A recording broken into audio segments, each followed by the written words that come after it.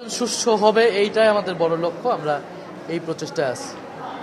বিভিন্ন জায়গায় শোনা যাচ্ছে যে আপনাদের প্রতিদ্বন্দ্বী দল গণভোটে বিভিন্ন জায়গায় না ক্যাম্পেইন করছে। হ্যাঁ, গণভোটে অনেক জায়গায় তারা না করতেছে এবং ভোটারদেরকে একটু ভয়ভীতি দেখানোর চেষ্টা করতেছে। ভোট কেন্দ্রের গেটের সামনে মহড়া দিচ্ছে, স্লোগান মানে প্রতীক পরিচয় করে দিচ্ছে। এগুলো তো আচরণবিধি লঙ্ঘন আর কি। আপনি তো বিভিন্ন ভোট বলেছেন, গণভোট নিয়ে আসলে মানুষ কীরকম তাদের সাড়া পেয়েছে? সবাই হা দিচ্ছে এবং আমাদের পক্ষের তারা সবাই হা দিচ্ছে। এর বাইরেও সামগ্রিক সবাই হায়ের।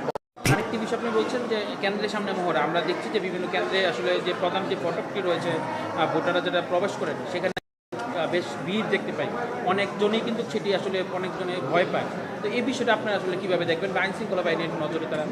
আমরা বলতেছি আইনশৃঙ্খলা বাহিনী কিছু জায়গায় সরিয়ে দিচ্ছে, কিছু জায়গায় দেরি করতেছে মধ্যে দিয়ে, কিন্তু ভোটাররা যখন বেশি উপস্থিত হচ্ছে তখন আসলে আর তাদের এটা করা সফল হচ্ছে না। ধন্যবাদ।